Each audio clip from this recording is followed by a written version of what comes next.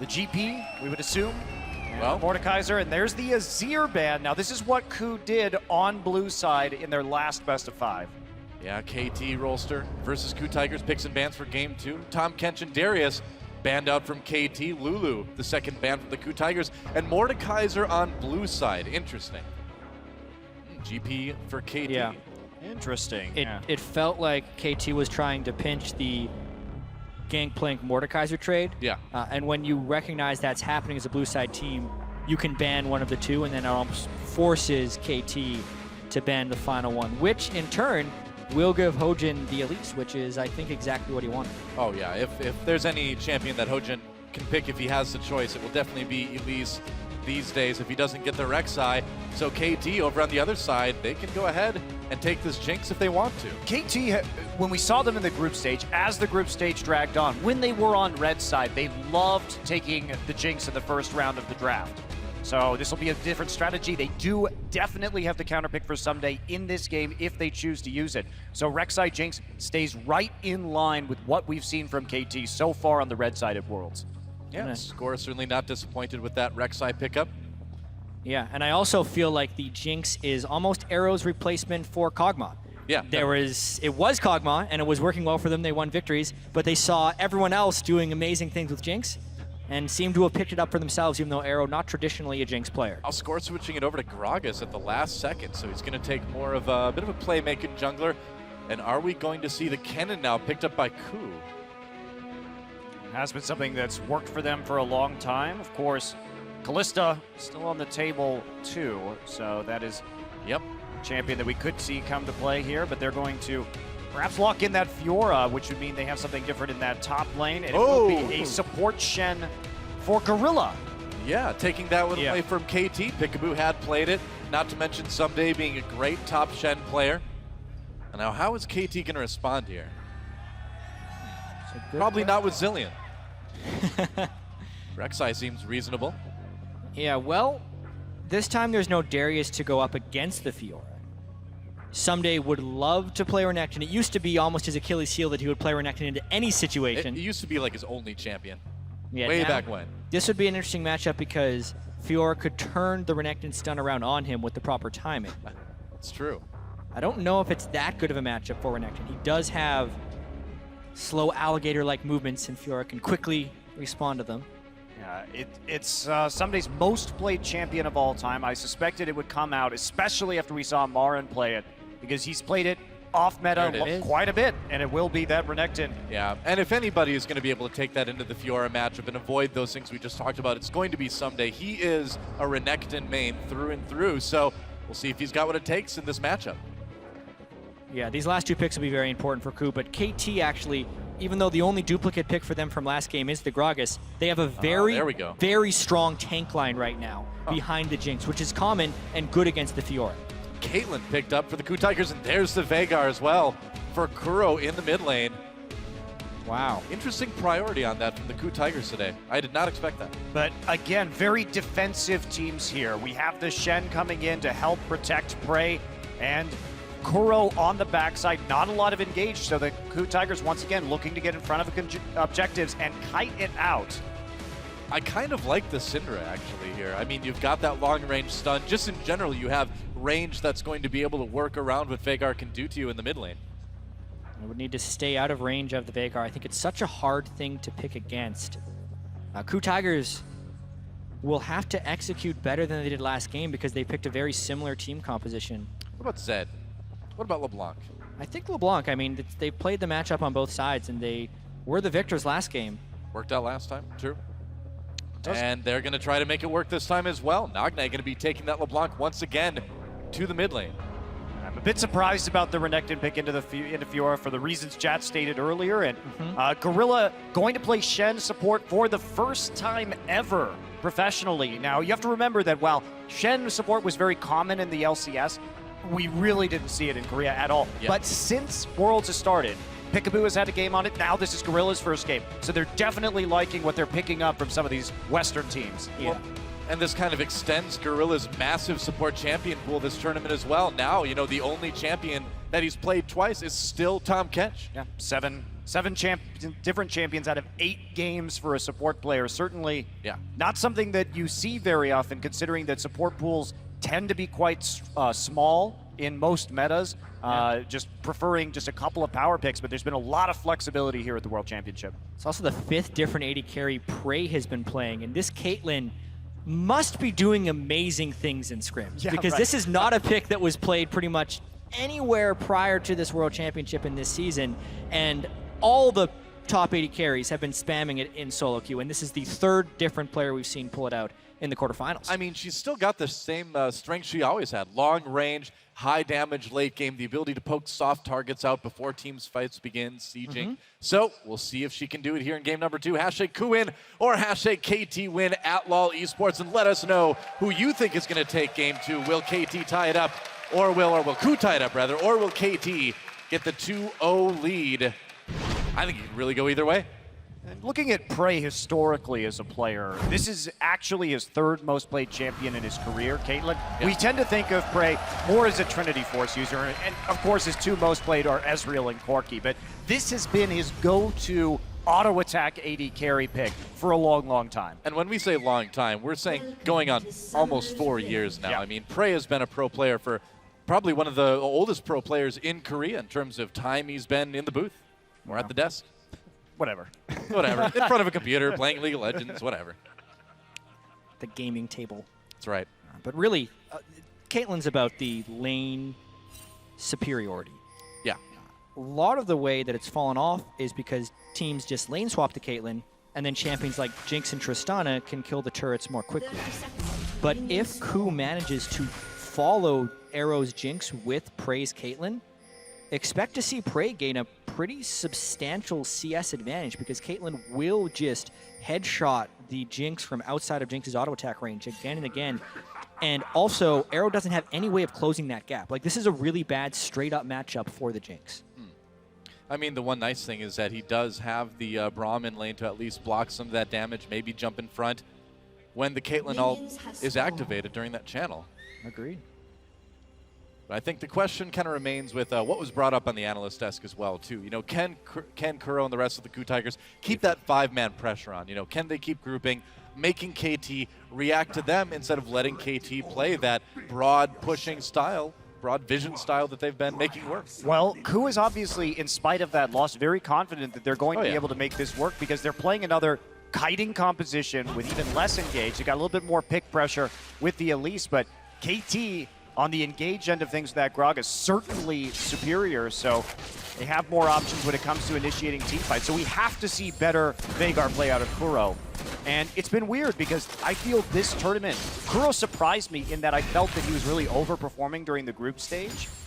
And maybe he has normalized. Nagne, conversely, underperformed that week 1, got it together by the time week 2 rolled around. It was much more like the Nagne that we're used to seeing. Yeah, definitely. Nagne had some of the worst stats of all mid laners in week 1. Well, he just looked despondent, too, after that first week. He knew he could play better. He was really letting his team down. Kind of felt lucky that they were getting the wins they were getting. And so, yeah, we really saw revitalized Nagne in week 2 and in game 1 today as well. Smeb versus Ssumday. Yet again, Smeb trying out that Fiora for the 2nd game in a row. So far, the trades have been going pretty good for Ssumday. Right. About even so far. Ssumday playing a little bit off the wave, and it'll be interesting to see how this plays out, because we haven't seen the Renekton up against this Fiora yet at Worlds. Yeah.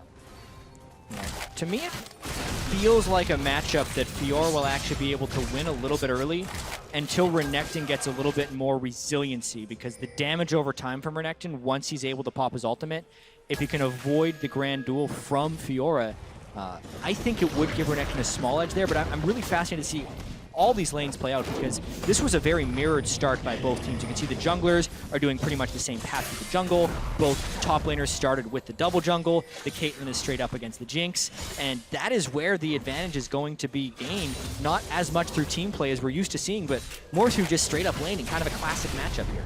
Yeah. Pretty much. Prey and Gorilla trying to put that pressure on to Arrow and Piccaboo like we talked about. Prey using that long auto attack range, and Gorilla, of course, always there with that threat of the taunt. Crab walking his way around the bot lane. Aren't you glad Shen's back, Monty? I'm not. I'm thrilled. Really, even after becoming Shen? Yeah, we were 2 Shens, it's true. That's true, we became the Shen. You know, sometimes even you after live walking, long enough to become the Shen. Walking like 500 feet in Shen shoes, you still do not sympathize. I feel a kinship with Shen now. I knew what it was like to be the world's worst ninja for a short period of time. Yeah, I mean, we're commentators. We're loud and very obvious, aren't we? So that just like Shen, the ninja. Just as illogical as a tank ninja. Makes sense. Support ninja. Makes way more sense. Hojin lurking about for a gank. Ssumday comes in with the stun. Smeb wasn't able to block that one. This could be a pretty big brawl. Oh yeah, Smeb coming in. Smeb very low already. Can he get taken out? He will. First blood goes to Ssumday, and now they're going to chase Hojin out of the lane. A flash used. Repel coming down, and they're not going to be able to finish off Hojin, it looks like. Oh, maybe they are. Whoa, that was really close. Huge credit right here to KT Score for making that gank happen so quickly. By closing the distance with this flash immediately, he almost invalidated the counter gank. Renekton wants the 2v2, so does a Gragas. Also, he had faster jungle pathing, so the Gragas had a level advantage on the Elise regardless of the result of that gank. So KT just played that almost perfectly, so there was no counterplay available. Well, until a moment ago, he was 2 levels ahead on Hojin. Yeah, somebody did pop the second W a little bit early, though, from the repel, and so had to hit a minion before the repel came down. That could have maybe been a double kill, but a little bit of an error. And he's back again. Oh, boy. Smeb in big trouble. There's the stun. Smeb trying to get away, but no flash, and he's going to get taken out nearly. Oh, wow, there we go. Ssumday gets the kill. The turret doing a lot of damage, and the stun from Kuro barely doesn't catch him. Oh, Ssumday.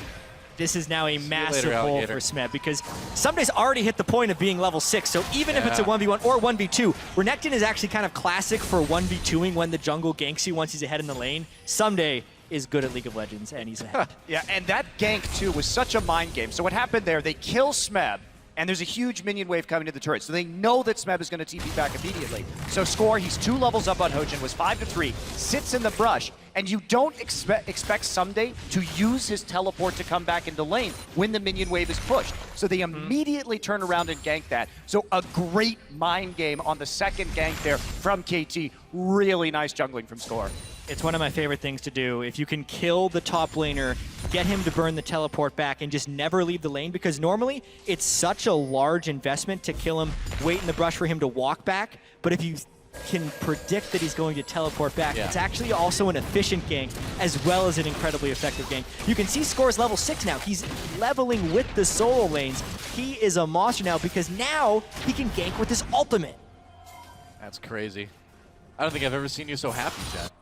Hey, when jungle plays. Smart, efficient jungle play, though. Not just all this ward and be a sightstone right away, just like being so efficient. Of course, he built the sightstone right away, but it's still impressive. You're really a bloodthirsty jungler then, aren't you? Absolutely. All right, I can agree with that. He had the farm advantage, he got the 2 assists, so you have to think about it like a free sightstone, Jatt. He's still, still trailblazer to trailblazer. He hasn't really lost anything, and here we go again. Oh, Smeb. Able to get out of that one, but you just cannot get close to this Renekton right now. He's doing too much damage. He's got that pickaxe and a longsword on top of just the 2 Doran's blades and a ruby crystal for Smeb. It's bad for Smeb, that's what I'm saying. Smeb life is not good right now. All right, tried to block the stun there, didn't work. Ssumday gonna pop the ultimate grand challenge used by Smeb. Here comes Hojin. They're gonna lock Renekton down, and actually Smeb and Hojin get the kill. Nice gank by the KOO Tigers. Well, Doa, sometimes when you don't have wards in the river, you shouldn't be trying to all-in your opponent. Yeah. I heard that. Ssumday getting very greedy and misplaying that entirely. No jungle knowledge of Hojin or with help from Score. Pretty sloppy. He's like, hey, I'm here to... Oh. Be efficient. Already died. I see how it is. Here to be... Come on. All right. See, does this make you mad as a jungler now, Jatt? Because you get your lane ahead and then he just goes and dies and you're not there. You're like, what did I do all that work for? It makes you a little angry, I would have to say, especially because he's allowed to play that aggressive, Ssumday is, as long as Smeb isn't level 6. Because he would be able to 2v2 an Elise and Fiora as long as he doesn't have Grand Challenge on him. But credit to Hojin as well for flashing out of the brush there in order to get Ssumday before he could slice and dice away. And it was a well-executed gank by KOO, but at the same time, Ssumday should never have put himself in that position. And honestly, the advantage is gone until he gets T-Mat. Game 2 is a roller coaster in the top lane and a roller coaster of emotion for Jatt. And there finally, Smeb gets the riposte done, turns it right around on Ssumday. Yep. It's been a bit of a mind game as to when that W would come out so far. And Ssumday's mostly managed to avoid getting the stun turned around, but that time really taking a pretty harsh turnaround in that little trade. You know, we saw Ssumday get picked on early on in Game 1, and then Smeb was able, or Ssumday was able to turn it back around. Now we're kind of seeing the reverse, where they're picking on Smeb, and he's starting to finally turn it around. Yep. Very similar to last game. Yep. Get Ssumday ahead, Ssumday makes a mistake, Ssumday starts to fall behind, Ssumday, yeah, the third step of this is Ssumday gets an excellent teleport and totally owns a team fight, so. Yeah. And he can definitely do that on a champion like Renekton. Now he's got Tiamat on Renekton, which is the go-to item, since after you use your W stun, you can then Tiamat, which allows you to get more damage off more quickly, because normally you're frozen in a half-second animation with the stun, but Tiamat can break that. Jatt backs. Oh, challenge time. Ssumday could be in a bit of trouble slicing and dicing away. Can Hojin get there in time with the cocoon? Smeb's going to go ahead and flash to chase, going under the turret. He gets a heal. Ssumday gets taken down, and it looks like Smeb's going to make it out. Well, coming in, that was another time where Smeb saw the opening, turned around the stun onto Ssumday when he tried to come in. Smeb started playing that little interaction poorly, but here we go on the bottom side. Whoa, nice ult from Score. Braum nearly taken down immediately. Piccaboo helps Score pick that one up, and Gorilla has a flash, gets stunned, goes down. There's a kill for Arrow. And that's actually, that's catastrophic, because they did a double teleport cancel there. Yeah. Both Kuro and Smeb were channeling the teleports, and neither of them decided to complete. But they were on different minions, and what Arrow did was he managed to trap both teleport locations with Jinx at the same time. So kind of forcing the cancel a little bit right there, but a good gank turns it around. Now Hojin and Nagne mixing it up in the jungle. And we've been really critical of the top lane matchup, Smeb and Ssumday, but we haven't been able to pay much attention to the bottom lane matchup. The Jinx has actually been winning that lane, and now is definitely winning that lane thanks to Score. Even though Caitlyn does have, in my opinion, an advantage over the Jinx, Shen is an incredibly lackluster support in the laning phase as far as being able to win, especially against a Braum. So I feel like Piccaboo and Arrow, as well as Outplaying, have been utilizing that supporting lane advantage to actually give Jinx the laning advantage against a Caitlyn, which is not what KOO would expect or what they wanted when they picked in with the Caitlyn. Well, it's been interesting, and at the end of the day, so far, it's a 2,000 gold lead for KT Rolster. I mean, they got the turret, they have a TP advantage, they will soon have a double TP advantage once Nagne comes back up. So KT, this is their time to start making plays on the map, really aggressively going after this dragon if they can. Yeah. Push up that lane and start taking objectives, while KOO is weak in terms of their globals. Yeah, pushing up that bot lane as well. They've already got wards deep into the enemy jungle. And if you look at the mini-map right now, I feel like this is exactly the type of game that KT tries to play every game. Get those wards in there deep, get them in early, and then use that to set up dragons, use that to set up more plays. Like, this is all KT so far. Because right after they killed that turret bottom lane, they got the wards for the dragon. They're always prepping their play. It's the mark of a good team. Very true. And now they have the teleport advantage. So what actually would be likely is a play top lane, because they can still teleport down. They're actually not exposing themselves to a dragon here. Oh, challenge issued to Ssumday. Teleports coming in for KT, though. Smeb's going to have to give that one up. Teleport canceled by Nagne. There's one down. They couldn't get Smeb to fully commit to that, which was smart of Smeb. Drop the ultimate, so it looks like he's going in. They force the TP in out to Score wandering. Score goes into the blue buff, uses his ult, pushes Hojin back towards him, somehow stays alive for the moment, but Kuro comes in for the kill. Blue buff got quite the show there. Yeah, they didn't actually have Arrow in the right position to make that invade at the time. If they had waited just a little bit longer, but Arrow's still going to get the turret, so all in all, a preferable trade for KT, but not without a price. Yeah, because we have to remember KT had a numbers advantage up in that lane. Prey was down bottom trying to push the turret, so as long as they grouped appropriately, they would have had the brute force to get the deep wards they so desire. It was actually a very good play by KOO to catch Score while Arrow was up top trying to push down the turret. Yeah, and Hojin has opted to try and get that sheen this game and go into Runeglaive. So there is a ton of single target damage on the KOO Tigers. If you get caught out like that, they can blow you up nearly immediately. Of course, with champions like Caitlyn, that high single target damage, Fiora, and Veigar. The question is, while you're focusing that single target, you know, what are the other two carries going to be doing to you? I mean, they've got Renekton and a LeBlanc in this game, so it's not like other comps that you've seen where it's just about the Jinx damage. KOO has a lot to worry about. Yeah, they do, and Ssumday really going for a high damage build here, going Phage out of Tiamat. So not going to be very tanky when it comes to dealing with a lot of this burst, looking for that split push. First dragon of the game, going to go over to KT Rolster. Yep, taking that without any issue at all. There it goes. KOO got the first one in game 1. KT takes it in game 2. And this, I think, was the expected result with the teleport advantage and the play they made top lane. If KOO wanted to respond to the dragon play, then KT would then be able to rotate very quickly down bottom. But again, a single target pick in the jungle. Piccaboo needs to be careful here. Uses that ult, actually gets a knock up onto Gorilla, but Hojin just repels away. I don't know about that ult. What do you think? No, I think it's actually quite good because it's zoned them out of that jungle, which is allowing Arrow to push forward in this bottom side. They get the deep wards in as well. So they're going to get a little damage from it, but it protects Arrow, prevents any kind of engage, and continues to allow KT to get the deep wards in the bottom jungle. Very true. Nagne doing a bit to Kuro again, able to blink back over the wall with that distortion. It really is all about the deep wards that they're setting up. Yeah, it's very classic KT Rolster play here in game 2. The desk has talked a lot about it, but 4.3 wards per minute for this KT team. We do see the sweeper once again early on to Nagne. Interesting. Same thing last game. He did it about half the time in the group stages as well, where he does early sweeper, but then he will upgrade to a warding tree. But the interesting thing this game will be, since they already have so much map priority, if he's even going to bother going back and getting the upgraded warding trinket. And that tier 2 in bottom is nearly ready to fall, already down to about a fourth of its health left. And KT has a lot of time before the next dragon to just simply put pressure on these lanes. And Prey, you know, it's Caitlyn, one of these champions that has a relatively lackluster mid game, really needs 3 to 4 items to be successful, so you have to wait quite a long time to get her relevant. Especially if you get an Avarice Blade.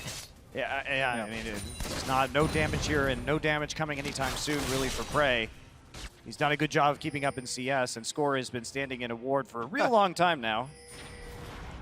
Yeah, that's good for KOO, that's for sure. Yeah. Being if they can do anything about it. Off the map. Score is the ultimate ward defender here. Cool guys stand in enemy team's wards.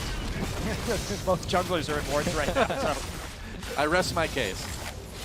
The ultimate Korean jungler battle. Here we go. Gorilla tries to flash head for the stun onto Arrow, or the taunt rather, doesn't work out. He's going to use that exhaust. Summoner heal just to give the speed boost to Arrow and Piccaboo to make it out. Yeah, that's pretty massive right there. They burned double TP again for nothing. That's the second time KOO has done that. And you really need to use your double TP to get back in the game in these situations. And this is the situation that we talked about in the about this point last game. Oh, Gorilla, gotta be careful there. So last game what happened was we saw the TPs used and we saw the 5-man groups and they were able to force fight and get kills. Now the adaptation here, and what I said is the kind of dark side of that play, is now we see a lot of minions being lost on the top side, mid lane turret goes down. So KT has adapted. Last game, they were taking those fights when the TPs came in, when the groups came in. This time, no. They burn Flash, they burn Braum ult just to get, or Exhaust rather, just to get out of that situation. And instead of taking those fights, they say, we're backing off, we're just gonna play the map against you. So KT now has a lead at this point in the game, whereas they had a deficit before. So KOO has to come up with something else now. Yeah, I also think the way they achieve that reward is more important. So KT, this time, has the vision generally of the approaching play instead of KOO having the vision of KT. KT has done a good job denying the vision and keeping the deep wards up, which makes it easier to make the appropriate choice, which they have adapted to do well. Well, KT pushed out for the moment anyway. He's going to need a lot more than that. Already 4,000 gold down. That's a massive deficit for them at this point in the game. Well, especially considering that KOO came into this match tonight with an average 5,772 gold lead at the 20-minute mark. That's incredible. So absolutely enormous. Certainly it was helped by the CLG games where they were sometimes up 7, 8, 9,000 gold. They averaged a 9,000 gold lead against CLG at 20 minutes. That is Not much of a challenge, is it?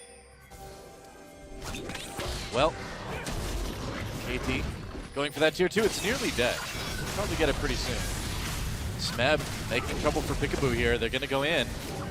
Very tentative from both sides. Everywhere KT goes, they can match with teleports. So this is exactly how KT wants to play the 15 to 30 minute mark right here. They're farming 3 waves with the protection of their teleports. This entire window, after KOO made the failed double teleport play by both pressing the teleport key at the same time and not getting kills, puts them in a hole for the duration of that 5-minute teleport cooldown. They need to instantly kill someone on KT in order to make a proper play. Otherwise, the teleports will come in and stop the play dead in its tracks. Nice. Speaking of stopping things dead in their tracks, Piccaboo getting in front of that. He's in the hole from Prey. Not bad at all. No red buff here will be taken away and put onto Nagne, actually. Hey, what LeBlanc doesn't want a red buff, right? Let's get some more damage in there. Just weave an auto attack into your combo. If you're taking TP instead of Ignite, you might as well get the red buff, right? It's a baby Ignite. It's do true damage. Like Ignite over time. Yeah, see? On auto attacks. And there you go. There was once a time in League of Legends where that applied on spells for like a patch, and they realized Ryze's Q was a little bit too good with red buff. I would say so. I enjoyed playing Annie during that time too. Dragon is up, and we will see if KT can claim it. They've certainly got the map positioning to go back and take that one fairly easily. Ssumday just pushing up the top lane. Got his teleport. In fact, the TP advantage for KT, and they're going to use it to go after that dragon very safely. Incredibly safe. There is no chance of a steal. Yep. That's right. This wasn't Dragon Funland after all. No. KT 2-0 up in Dragons. And KOO Tigers just kind of scrambling for some semblance of control, anything they can do to just stay alive in this game. Now, I suppose in theory they could still find a miracle team fight, but again, you know, that's not a situation you really want to find yourself in.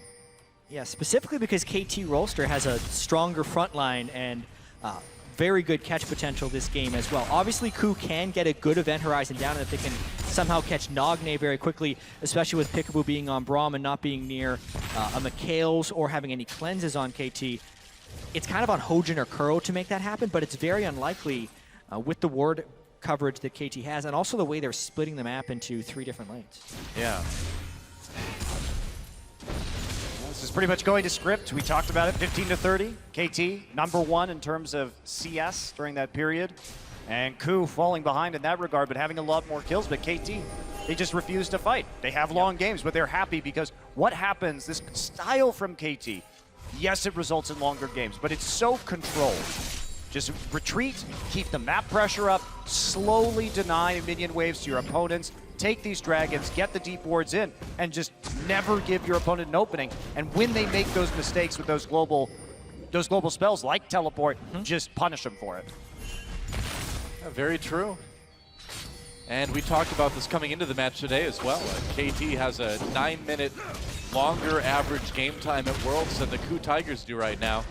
KOO Tigers have really relied in that group they were in on getting a lead early, snowballing it like crazy, and finishing fast. And against KT, clearly that is not something you can do. Ssumday taking some damage from Smeb, though. He's going to have to slice and dice his way out of there before he gets sliced and diced even more. There's a lot of slicing and dicing going on there. Yeah, Ssumday's gone for an incredibly aggressive Renekton build and opted against building any armor items, which is a little surprising. Although I do like heavy AD Renekton builds, he actually has some of the most aggressive AD ratios on his spells. So as far as which champions you would want to build AD on, Renekton is one of them. He gets a lot of natural health from his ultimate, especially once he hits level 16 as well. But I want Ninja Tabi or just a Warden's Mail somewhere in that build, because I think as soon as he builds that item, he just wins straight up against Smeb. Oh, KOO pushing right up the mid lane. Can they actually take a turret here? They've got pressure on stunned bottom him. lane too. Wow, Nagne did get stunned. They take him out. Hojin with a kill there. Nice pick by KOO, and that's exactly what they were looking for. Challenge issued. Smeb taking turret hits. He's okay for the moment, though. Ssumday in a bit of trouble. Getting lower, goes down, and that heal combined with the ult from Shen keeps him alive. KOO suddenly finding an opening. That was absolutely huge. They cut the gold deficit by about half by that. It's going to go down even further as Smeb takes a turret, so KOO roaring right back into this game. I guess, man.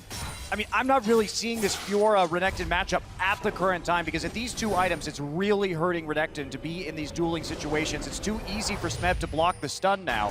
Yep, I think Ssumday needs armor. He can't win that duel elsewhere. And this was a mistake by Nagne. Obviously, with the Veigar, we talk about how strong he is, his siege potential. This is exactly why. If Nagne wants to clear the wave, he has to walk into event horizon range or just give up a turret. He ends up losing both. So really, KOO losing the split push war that they had been winning this entire time because KOO kind of smartens up and just sets up a siege. Yeah, they start to group up, and then not only that, Gorilla rather on point to get into that bottom lane to make a play and a dive with Smeb at the same time, so they're able to crack two of the outer turrets. KT had held on to all of them before that single play.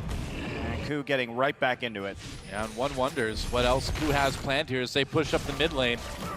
I think as far as plans go, this is 100% of their plan. They should continue to push up mid lane as much as possible and at least match a split push. They don't need Smeb in the same lane as Ssumday, even though that's nice, but as long as they can trade turrets in a split push, they're keeping the gold close and maintain a presence mid lane. They no longer have teleport disadvantages, so they can set up a decently safe siege. Well, they're going to get that top lane turret pretty easily. Smeb tearing it apart right now. Looks like they'll trade the top lane tier 1 for the bottom lane tier 2, and you know, that's not ideal, but it's better than nothing. Wow, Smeb actually hasn't killed that. He hasn't done any damage to that turret yet.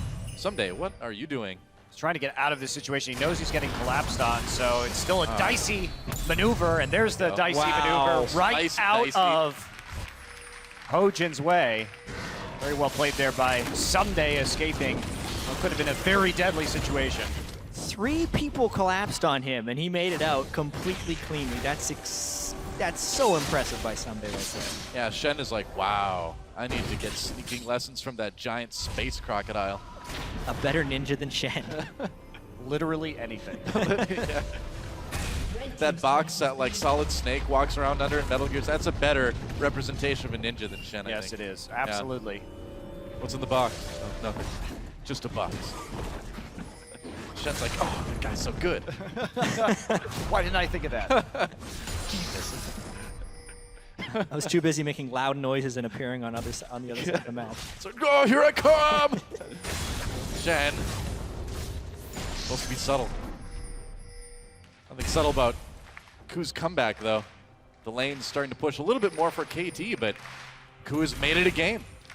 Yeah. The possibility, though, of KT really stacking up these dragons is becoming quite troublesome. Yeah. Nagne's going to take a free bullet. It's not a ton of damage. I think that's KT's next step. Set up the dragon as cleanly as possible, make Kuro burn event horizon, and then find your fight after that moment. A lot of that will have to do on Nagne's flanks. Yeah. Who's going to go a little early? KT wants to take this one. KOO doesn't want to let them. Bray doing a bit of damage to the dragon. Who's going to get it? Red team takes it, went over to score. Smited it just in time, and that's going to be 3-0 in dragons for KT. KOO thinking back to game 1, saying, wait, this is our moment. Come on, third dragon, guys. Hojin smited at 970 right there before Score was even comboing abilities, so a really easy smite there for Score to finish. But with Ssumday trying to split push bottom, it's the setup siege again in the mid lane. Event horizon equals turret. Yeah. And Ssumday actually peeled off right there, got cold feet. Of course, it would have been difficult for him on his own to try and take that inhibitor turret. But he did make the move, did push the minion wave, and they ended up. KT doesn't have a lot of tools to safely clear that minion wave as long as the event horizon is there. So KOO playing this Veigar significantly better than they did the last time, but the problem remains. 2 dragons for KT, and they'll get it before 40 minutes. That 5th dragon buff is very scary. And KOO, if they don't have the opportunity to get vision first on the dragon, they cannot engage really with their composition. Yeah, that's the big threat, isn't it? Then you have to think about what Nagne's really going to start doing in team fights. You get that 5th dragon stack, and suddenly you're going to be just evaporating people like Kuro if you can get close enough. If you can get that flank. But you also have to remember the late game Veigar, once he gets Void Staff, is going to be near 1,000 ability power. Nagne has built pretty heavy magic resist with Mercury Treads and Abyssal Scepter, but we've even seen Nagne's experienced it Veigar is just pressing one button and instantly killing him in the late game. Yeah, and that's when he had Merc Treads, Abyssal Scepter, and a Rylai's. So even more tankiness than he has right now. Yeah. They're using Kuro to push up that bot lane for the moment anyway. And it seems like for now, it's really a lot about Baron too. Can KT maybe find an opportunity to start baiting it, start pulling people away, and help Ssumday get a little bit more split pushing pressure with that Baron threat? Well, they really want to force a face check here because KOO's engaged crowd control is so poor. And KOO's way of winning a lot of these team fights is going to be through picks or through kiting. So as long as they can control the river, as we reach the end game, uh-oh.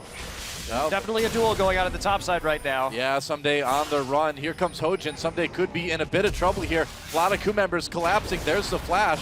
Ssumday still trying to get away. Could get to the mid lane. Gorilla over the wall with the taunt. Ssumday slices and dices his way out. Caitlyn comes in with a bit of damage. Oh, they got him with the Event Horizon.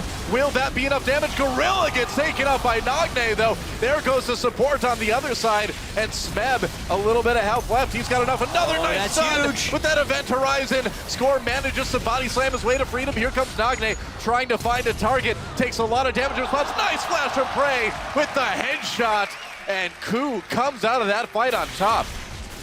Really, chaos ensued once Smeb chased Ssumday. Ssumday's really, really good at getting away from stuff, but KT did overcommit when trying to protect their Renekton. He burned far too many spells in retreat, which then gave an advantageous fight for KOO, and specifically the fact that KOO didn't have to deal with frontline allowed them to just chase with their CC. Now it's all about this Baron, and whether or not Score could miraculously get a smite. Needs to be Arrows here as well. Oh, but there's the Event Horizon. Score Still body slam in. It was a bit early. Got such low health, though. Arrow tried to come in. No, they can't quite get it. Baron goes down, and so does Nagne. KOO taking that Baron, and suddenly everything going the KOO Tigers' way, but only for the moment. They've got low health. Piccaboo trying to slow people up, and it looks like they'll be able to escape the Baron pit anyway. Yeah, that was such a good call from KOO. They knew the TPs were down, as well as the death timers on the mid and top lane. Nagne had no chance because he tried to TP into that last fight. If they had just let Ssumday to die or tried to disengage with the Braum ultimate, it could have been very different, not burn that TP. They decided to go in, follow that up, but KOO had been chasing Ssumday around for too long, and KT really overcommitted when KOO could just kite very efficiently. I also think after the fight, an incredibly risky Baron call. Jinx over the wall with Jinx rockets, as well as an attempted smite steal where, by the way, neither smite was actually used. So if either one of those guys would have gotten close to smite, it could very easily have been a Baron steal. The Score got into the pit. The funny thing is Jinx rocket wasn't used either. Yeah. Was the Weirdly ultimate I think it was down. Yeah. I think it, oh, okay, it was down at the time. That could be it. All right, nice flash taunt onto Ssumday there from Gorilla. Yeah, but the thing is, he had to use Dominus before this fight. Ssumday never does damage here, and the LeBlanc arrives when the other solo laner is already dead. Trading a top laner for a support automatically puts KOO at the advantage. Not to mention, they got to fight on top of that healing spring from Smeb. And really, Nagne can never get the proper flank position in this battle. This is the real mistake, though. Nagne has no reason to go in for a LeBlanc combo right there. The AD carry in jungle had already successfully disengaged, and Nagne getting chunked and dying on the flank is what caused that Baron to go down. So, team fighting error there from Nagne. Kuro hitting things so well with that Event Horizon. Looking much better this game than last game. And with the Baron buff, this composition hits its sweet spot, because specifically with the Caitlyn, the 3-item Caitlyn right here, the Event Horizon plus the Caitlyn range can take down almost any turret. Oh, here we go again. Smeb onto Ssumday, issuing the grand challenge, and Ssumday can't even survive it through the ultimate. Oh yeah, Smeb 6-2-2 all over that top lane. I know this may look like Fiora is just a way better champion than the Renekton in a split push, but this is a magic resist stacking Renekton trying to deal with the split pushing Fiora. I do not know what Ssumday is doing with that build, and is consistently punishing KT. He's trying to survive Kuro, but that's not the person he's been fighting against.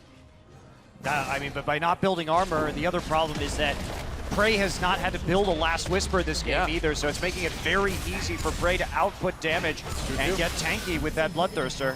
Ssumday had 87 armor during that death, 33 minutes into the game. But KOO, they have the Veigar anyway, so they are pushing so strong here. Yeah, using that Baron buff to push through the bottom inhibitor, going all the way to a bit of damage on the Nexus turret. Ssumday He's teleporting down. They're going to try to flank this. KOO could be in trouble. Nice taunt from Gorilla, catching Ssumday immediately after he comes to the teleport. Score uses his ultimate, but he can't save his top laner. Smeb is godlike with a kill there. Nagne comes in, nearly takes out Prey, but it's not enough. Oh, Nagne lives with like 0 health left. 42 remaining after that ace in the hole. Jinx coming in on the bottom side right, or top side rather. Smeb going hunting for Score, but the only one there. Score trying to a little bit of oh boy, this, but he's in trouble. Smeb's like 4 score and 7 kills ago. I took out a Gragas in the mid lane. Meanwhile, Dragon taken by KOO as well. Looks like Score lives anyway. Very close. They had to burn the exhaust. Enough slows used though to keep Score alive. Only Ssumday going down. They thought they might be able to catch them coming out, but Ssumday just getting blown up immediately. He just doesn't have that tankiness yet. Yep. Smeb has been so good at proccing all 4 vitals. I don't think I've ever seen the heal from Fiora happen as many times in a game as I've seen right here. Very consistently setting up winning situations for his team by chasing people down like that. Yep, that big heal has been helping quite a bit. Look at this, Gorilla just immediately with the taunt onto Ssumday. That's a great opening right there. Of course, they get him down to 50% HP, and now he's going to go, gets hit by the Veigar ult. Yep. And they're just easily going down. Rocket not going to do a whole lot. Nagne coming in, nearly one-shot Prey, but can't finish it off. Prey then responds. Oh, so close. The ace in the hole, not 40. Quite enough. 40 HP after that one. Yeah, now it'll kill. It's a last whisper onto Prey, so much more damage. Caitlyn's hit that 4-item point of being really, really good in the late game. 1 inhibitor down. They no longer have the Baron main, so it'll be a little bit harder for them to set up sieges. And crucially, they got a dragon during that conflict as well, just picking it up at the end, preventing KT from being on the cusp of number 5. Well, it makes that 5th dragon a long way away for KT Rolster now, and if you look at the gold lead that KOO has, they've gone from about 4K down this game to now being about 5K up. What a swing. Well, this looks more like the KOO we were used to in Korea. Yes, you know? Yes, it does. Losing in the early game, scrapping it out, somehow getting their strategy together and just running wild in the mid game to take that gold lead and take a win. Yeah. Trying to take out that mid inhibitor turret now. They're going to rotate up the top. KOO's certainly looking like they're going to take this game. We'll see if KT can stop them. No. Doesn't look likely, does it? Jatt's just like, no. The 4-1 they set up was so good, specifically because Smeb is just ignoring the Renekton, and even if LeBlanc rotates over for a quick burst, he's even been able to save his riposte, so he can't get burst by Nagne either. Just KOO really, really pretty with the way they're moving between lanes. That Event Horizon, too. Although I suppose with Santa Veigar, it's more like Present Horizon. It works. Ssumday trying to get up inside. Yeah.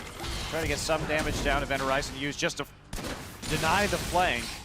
They'll get that inhibitor before too long. They should just make a play right now. Yeah, well, they need to do now something. They should make a play. The Event Horizon's down. Yeah. Well, we got excited for nothing. Just go for Oh. it. Just get him. Well, they're going to lose their inhibitor. How about that? Praise, stop moving. Just get him. Just kill the inhibitor. There's plenty of them now. There we go. Taking out Piccaboo. Takes a big chunk of life loss as well. And KOO Tigers just going to casually walk away. Yep. I think KT had to pull the trigger there if they wanted to get back into this game at all. They're going to lose a Nexus turret at the same time as KT has gotten a bunch of people together in the mid lane just to push out the mid wave. Dragon up at 10, or Baron rather. Yeah, 2 inhibitors down with only 1 Nexus turret means the Baron would basically only be a chance at a steal.